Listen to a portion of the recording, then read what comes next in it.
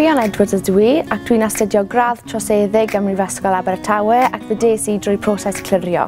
Fe ddes i trwy system clirio oherwydd fe nes i well am y canlyniadau nag o fi'n disgwyl. Fe nes i dim ond un cais ac roedd e ddim byd i wneud â troseddig. Roeddwn i'n meddwl bod canlyniadau ddim yn cwrdd â gofynion y cwrs. Yn y ddiwrnodau'n arwain lan i canlyniadau, fe teimlais ar un llaw yn siomedig oherwydd fe ddim ond nes i un cais ac roedd e ddim byd i wneud â troseddig. Ond ar y llaw arall, teimlais yn gyffrous oherwydd roeddwn i'n wybod am proses clirio. O fi'n meddwl bod y proses clirio yn rwydd ac gyflym.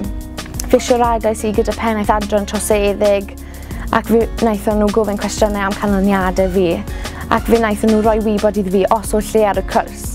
Ond dwi'n meddwl bod proses clirio yn dda oherwydd mae'n rhoi ail gyfle i pobl. Fe nes i fynychu diwrnod clirio ac roedd yn arbennig oherwydd fe ges i taith o'r Prifysgol, llyfr yn esbonio popeth o'r cwrs, profiadau pobl ac hefyd fe ges i cyfle i cwrdd â graddedigion troseddig. Rwy'n awgrymu iddi chi fynychu diwrnod agored clirio.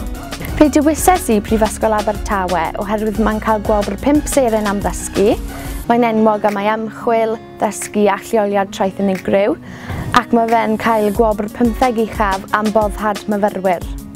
Dwi'n hoffi bod llawer o chwaraeon i wneud, dwi'n hoffi bod llawer o gymorth yma i helpu chi, ac dwi'n hoffi bod llawer o llefydd i cael noson mas hefyd. Bydd cyngor fi i ddarpa myfyrwyr, bydd pidwch â becso yn proses clirio.